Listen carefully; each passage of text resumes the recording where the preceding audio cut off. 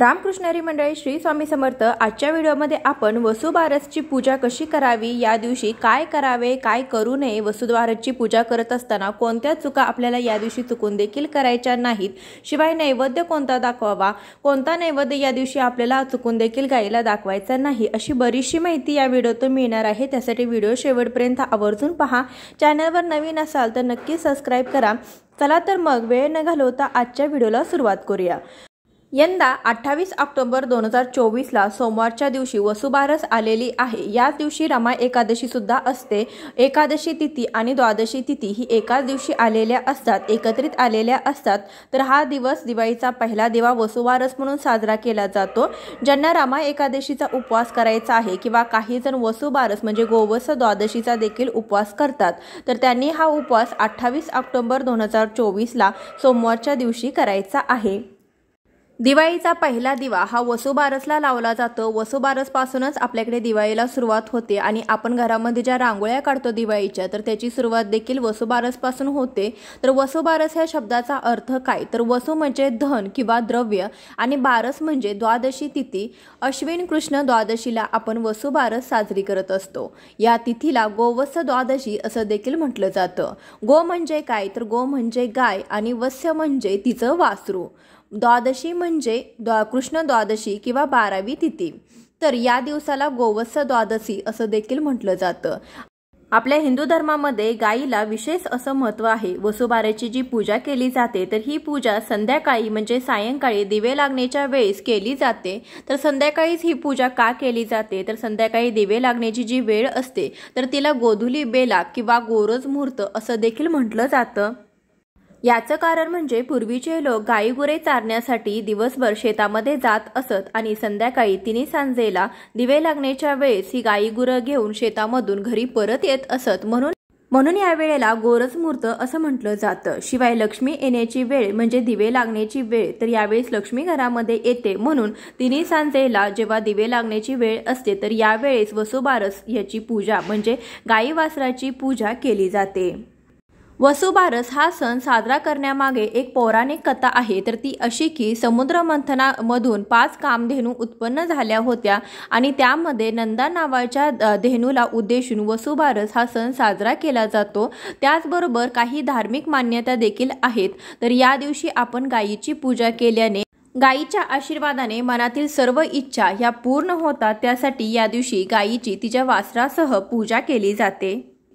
अजून एक धार्मिक मान्यता अशी आहे की गायीच्या शरीरावर जेवढे केस आहे, तर तेवढी वर्ष आपल्याला स्वर्गामध्ये वास मिळतो। तर या कामनापूर्तीसाठी देखील गायी वासराची या दिवशी गोवत्स द्वादशीच्या दिवशी पूजा केली जाते। तसेच आपला देश हा कृषीप्रधान देश असल्याने आपल्या देशामध्ये या दिवसाचं महत्त्व हे अधिक आहे। गायीच्या पोटामध्ये 33 कोटी देव असतात, म्हणून गायीची पूजा ही या दिवशी केली जाते। या दिवशी संध्याकाळी गाय आणि वासरू यांची पूजा केली जाते। गायीच्या पायावरती पाणी टाकायचं, गायीला हळदी कुंकू फुले अक्षता वाहून फुलांची माळ घालायची। त्यानंतर वासराची देखील अशाच पद्धतीने पूजा करायची आहे। निरांजनाने आपण गायीला वासरासह ओवाळायचं आहे, गायीच्या अंगाला स्पर्श करायचा आहे, गाई वासराला गोडाचा नैवेद्य दाखवायचा आहे। त्यानंतर गायीला प्रदक्षिणा घालायची आहे। अशा रीतीने तुम्ही गायीची पूजा करू शकता। परंतु ज्यांना गायीची प्रत्यक्ष पूजा करणं शक्य नाही, तर त्यांनी घरामध्ये असलेली गायीची मूर्ती, ज्याला आपण कामधेनू म्हणतो, तर तिची पूजा कशी करावी ते आता आपण पाहूया।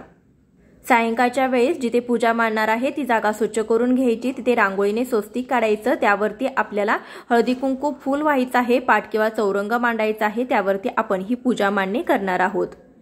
साहित्यामध्ये हळदी कुंकू, चंदन, अक्षता, गुळखोबऱ्याचा नैवेद्य, स्वच्छ पाणी, पंचामृत, कापसाचं वस्त्र, विड्याची पाने, तुळशी, फुले, अगरबत्ती, माचीस बॉक्स, गाय वासराची मूर्ती, त्यानंतर घंटी, श्रीकृष्णाची बाळकृष्णाची मूर्ती, गणपतीची मूर्ती, श्रीकृष्णाला घालण्यासाठी कपडे घेतलेले आहेत, तुपाचे निरंजन घ्यायचं आहे, स्वच्छ पाणी आपल्याला घ्यायचं आहे। सर्वात आधी दीप प्रज्वलन करून घेऊया। त्यासाठी थोड्याशा अक्षता व्हायच्या आहेत। अक्षतावरती हळदी कुंकू व्हायचं आहे, त्यावरती आपण दिवा ठेवणार आहोत। तर तुम्ही सणासुदीला समईचा वापर करा, कारण की समईमध्ये सर्व देवी देवतांचा वास असतो आणि सणासुदीला जेव्हा असे मोठे सण असतात त्यावेळी शक्यतो पूजेमध्ये समईच वापरावी। त्यानंतर आपण दिवा हा प्रज्वलित करून घ्यायचा आहे। तर इथे मी तुपाचा दिवा लावलेला आहे। तर या दिवशी एकादशी देखील आहे आणि एकादशीच्या दिवशी तुपाचा दिवा लावल्याने आपल्या घरामध्ये सुख समृद्धी नांदते, त्यासाठी शक्यतो तुपाचा दिवा लावण्याचा प्रयत्न करावा। तुपाचा दिवा असेल तर त्यामध्ये फुलवात घालावी, तेलाचा असेल तर त्यामध्ये जोडवात घालावी। त्यानंतर आपण समईला दिव्याला हळदी कुंकू वाहून घ्यायचं आहे, अक्षता वाहून घ्यायच्या आहेत आणि त्यानंतर एक एक फूल देखील वाहून घ्यायचं आहे। कोणत्याही पूजेची सुरुवात दिवा लावून करावी, म्हणजे आपली जी पूजा आहे तर ती देवापर्यंत पोहोचवण्याचं काम दिव्याचं असतं। त्यासाठी दिव्याच्या समोर नतमस्तक होऊन आपल्याला पूजेची सुरुवात करायची आहे। त्यानंतर स्वतःला देखील हळदी कुंकू लावून घ्यायचं आणि आपल्या पूजेला सुरुवात करायची। सर्वात आधी आपण देवी देवतांच्या मूर्तीवरती स्नान घालून घेणार आहोत, अभिषेक घालून घेणार आहोत। त्यासाठी एका तामणामध्ये थोडेशा अक्षदांचं आसन ठेवून त्यावरती गणपती बाप्पांची मूर्ती प्रथम विराजमान करायची आहे। त्यानंतर गणपती बाप्पांच्या मूर्तीवरती सर्वात आधी स्वच्छ पाण्याने, त्यानंतर पंचामृताने, त्यानंतर पुन्हा पाण्याने आपल्याला अभिषेक करायचा आहे। गणपती बाप्पांची पूजा करत असताना किंवा अभिषेक करत असताना वक्रतुंड महाकाय सूर्यकोटी समप्रभ निर्विघ्नं कुर्मे देवे सर्वकार्येषु सर्वदा या मंत्राचा जप करावा। त्यानंतर आपण बाळकृष्णाची, श्रीकृष्णांची पूजा या दिवशी करायची आहे। अक्षदांचं आसन ठेवायचं आणि त्यावरती बाळकृष्णाची मूर्ती ठेवायची। पहिल्यांदा स्वच्छ पाण्याने, त्यानंतर पंचामृताने, पुन्हा पाण्याने अभिषेक करायचा आहे। अभिषेक करत असताना ओम नमो भगवते वासुदेवाय नमः या मंत्राचा जप आपल्याला करायचा आहे। या दिवशी बाळकृष्णांची पूजा का करायची, तर या दिवशी रमाई एकादशी देखील आहे आणि भगवान श्रीहरी विष्णूंच्या आपतत्वात्मक लहरी कार्यरत होऊन ब्रह्मांडामध्ये येण्याचा दिवस म्हणजे वसुबारस आहे। या दिवशी विष्णू लोकामध्ये वासवदत्ता नामक कामधेनू या लहरी वहन ब्रह्मांडापर्यंत करण्यासाठी अविरत कार्य करते। या दिवशी या कामधेनूची कृतज्ञतापूर्वक स्मरण करून अंगणामध्ये तुळशी वृंदावनाजवळ धेनू म्हणजे गाय उभी करून तिचे प्रतिकात्मक रूपात पूजन केले जाते। या दिवशी आपल्या अंगणामध्ये गायीला वासवदत्तेचे स्वरूप प्राप्त होते, म्हणजे एक प्रकारे तिचे बारसे होऊन तिला दैवत्व प्राप्त होते। यासाठी या दिवसाला वसुबारस असं म्हटलं जातं। बारस म्हणजे एखाद्या जीवामध्ये नवीन चैतन्य बीजाची निर्मिती होणे। हे दैवत्व तिच्या ठायी कायमस्वरूपी विष्णू रूप पाहून जीवाने टिकवायचे असते आणि तिच्याकडून प्रक्षेपित होणारे चैतन्य लहरीचा लाभ उठवायचा असतो। अशी गाईवासराची मूर्ती तुमच्याजवळ असेल तर तामणामध्ये घेऊन गाईवासराच्या मूर्तीवरती स्वच्छ पाण्याने स्नान घालायचं आहे। परंतु गाईवासराच्या मूर्तीवरती कधीही दुधाने किंवा पंचामृताने स्नान घालू नये, कारण की गाईला दूध किंवा दुधाच्या वस्तू ही अर्पण केल्या जात नाही। त्यासाठी आपण घरामध्ये कामधेनूची पूजा करत असलो तरी देखील तुम्हाला कामधेनूच्या मूर्तीवरती, गाईच्या मूर्तीवरती दुधाने किंवा पंचामृताने स्नान घालायचं नाही। गाईच्या मूर्तीवरती तुम्ही स्वच्छ पाण्याने किंवा हळदीच्या पाण्याने स्नान घालू शकता। यानंतर पाटावरती मी 3 ठिकाणी विड्याची जोडपाने ठेवलेली आहेत। तर पहिल्या विड्याच्या पानावरती थोड्याशा अक्षता वाहून, हळदी कुंकू वाहून त्यावरती गणपती बाप्पांची मूर्ती ठेवायची आहे। गणपती बाप्पांना देखील हळदी कुंकू, गंध, फूल, अक्षता व्हायचं आहे, कापसाचं वस्त्र व्हायचं आहे। अशी आपण गणपती बाप्पांची पूजा करून घेणार आहोत। त्यानंतर गुळ खोबऱ्याचा नैवेद्य दाखवायचा आहे। पाण्याने भरीव चौकोन करून त्यावरती गुळ खोबऱ्याचा नैवेद्य ठेवून 3 वेळा आपण पाणी फिरवून घ्यायचं आहे। नैवेद्यम समर्पयामी असं 3 वेळा म्हणायचं आहे। त्यानंतर दुसऱ्या जोडविड्याच्या पाण्यावरती थोड्याशा अक्षदांचं आसन ठेवून त्यावरती हळदी कुंकू वाहून त्यावरती बाळकृष्णांची मूर्ती साज शृंगार करून ठेवायची आहे। श्रीकृष्णांना हळद अर्पण करायची आहे, कापसाचं वस्त्र अर्पण करायचं आहे, पिवळं फूल अर्पण करायचं आहे। भगवान श्रीकृष्णांना या दिवशी मंजिरीसह तुम्ही तुळस अर्पण करू शकता किंवा तुळशीची पाने अर्पण करू शकता, परंतु या दिवशी आपल्याला चुकून देखील तुळस तोडायची नाही। तुम्हाला तुळस पूजेमध्ये लागणार असेल तर आदल्या दिवशीच तुम्हाला तुळस तोडायची आहे, कारण की एकादशीच्या दिवशी तुळस ही तोडली जात नाही। त्यासाठी अगोदरच आपल्याला तुळशीची पाने ही तोडून ठेवायची आहेत। त्यानंतर तिसऱ्या विड्याच्या पानावरती अक्षदांचं आसन ठेवून त्यावरती कामधेनूची मूर्ती म्हणजे गाई वासराची मूर्ती ठेवायची आहे। गाई वासराला देखील आपल्याला हळदी कुंकू लावून घ्यायचं आहे।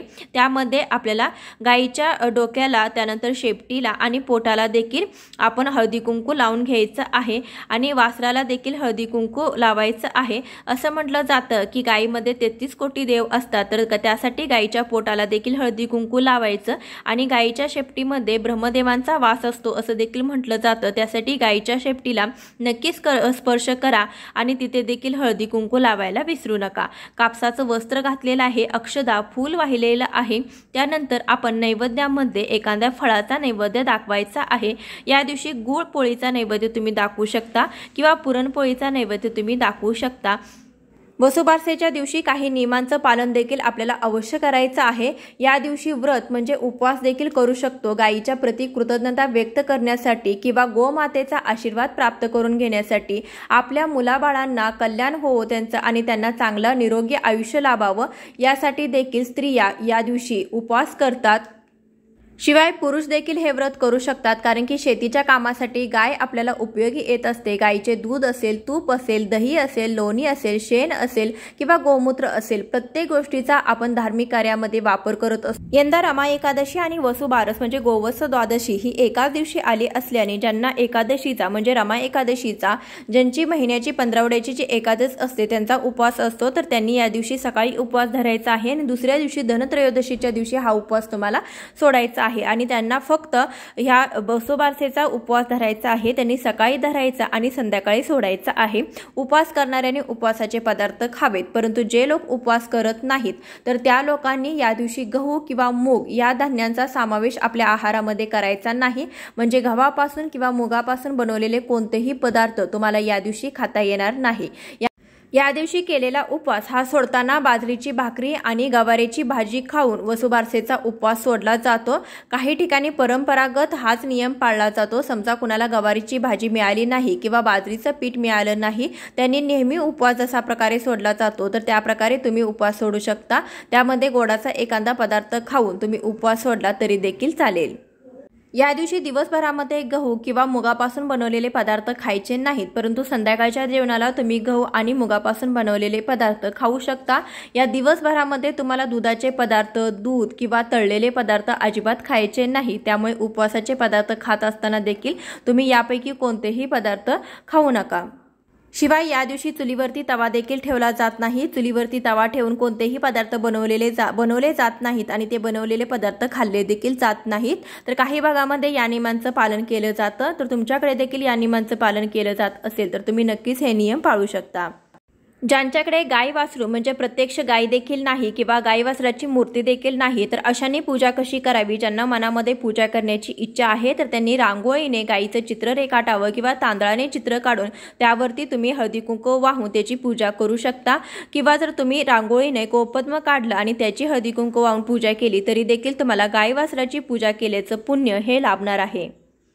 या दिवशी तुमच्या गोठ्यामध्ये गाय वासरू असेल तर त्याची पूजा अवश्य करावी, परंतु ज्यांच्याकडे गाय वासरू नाही किंवा जनावरे नाही तर त्यांनी पूजा कशी करावी? तर त्यांनी घरामध्ये अशी पूजा करा किंवा तुमच्या जवळ जर गोशाळा असेल तर तुम्ही गोशाळामध्ये जाऊन गाई वासरांसाठी चारा हा देऊ शकता। या दिवशी गाईला हरभऱ्याची डाळ आणि गूळ चारला जातो नैवेद्यामध्ये, तर तुम्ही तिथे जाऊन देखील गाईला प्रत्यक्ष हरभऱ्याची डाळ आणि गूळ देखील चाळू शकता किंवा पुरणपोळीचा नैवेद्य देखील या दिवशी गाई वासराला तुम्ही चारू शकता। घरामध्ये मूर्ती स्वरूपात तुम्ही गाय वासराची पूजा केली असेल तरी देखील एखाद्या छोट्याशा वाटीमध्ये हरभऱ्याची डाळ आणि गूळ तुम्ही नैवेद्य म्हणून दाखवायचा आहे। त्यानंतर दुसऱ्या दिवशी तुम्ही ही हरभऱ्याची डाळ व गुळाचा नैवेद्य तुम्ही प्रत्यक्ष गायीला नेऊन चारू शकता, परंतु नैवेद्यामध्ये दूध किंवा दुधापासून बनवलेले पदार्थ किंवा दुधापासून बनवलेल्या कोणत्याही मिठाईचा वापर चुकून देखील करायचा नाही, कारण की गायीला दुधापासून बनवलेले कोणतेही पदार्थांचे नैवेद्य दाखवू नयेत। कामधेनूची पूजा करत असताना शुभ कामाय विद्महे कामदात्रेच धीमहि तन्नो धेनुः प्रचोदयात या मंत्राचा जप देखील तुम्ही करू शकता। सर्वात शेवटी तुम्हाला कामधेनूची आरती म्हणायची आहे, तर आरती इथे मी लिखित स्वरूपात देखील दिलेली आहे किंवा तुम्ही हा व्हिडिओ वसुबारसेच्या दिवशी लावू शकता आणि ही आरती देखील करू शकता। तर आरती मी तुम्हाला म्हणून देखील दाखवणार आहे।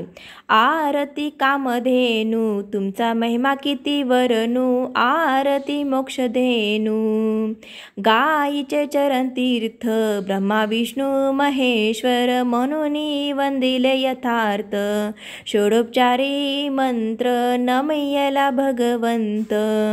आरती कामधेनू तुमचा महिमा किती वर्णू, आरती मोक्षधेनू तुझी सोनियाची शिंगे त्याला रुपयाचे खूर, पुच्छ तुझी वाहे गंगा पाप जाईल हो दूर। आरती कामधेनू तुमचा महिमा किती वर्णू, आरती मोक्षधेनू विठोबा रुक्माई दोघे गाई आणि येला वळवुनी दूध जे काळी येल दिल रुक्माई करी। आरती कामधेनू तुमचा महिमा किती वर्णू, आरती मोक्षधेनू। आजच्या व्हिडिओमध्ये बरीचशी माहिती देण्याचा प्रयत्न केलेला आहे। व्हिडिओ आवडला असेल तर जास्तीत जास्त लोकांपर्यंत नक्की शेअर करा। चॅनलवर नवीन असाल, पहिल्यांदाच व्हिडिओ माझे पाहत असाल तर नक्की चॅनलला सबस्क्राईब करा। असेच नवनवीन व्हिडिओ पाहण्यासाठी बेल आयकॉनलाही क्लिक करा, त्यामुळे दिवाळीचे नवीन व्हिडिओ जेव्हा मी अपलोड करेन त्याचं नोटिफिकेशन सर्व आधी तुमच्या फोनवर येईल आणि तुमच्याकडून कोणताही व्हिडिओ मिस होणार नाही। भेटूया अशाच एखाद्या व्हिडिओसोबत, तोपर्यंत रामकृष्ण हरी।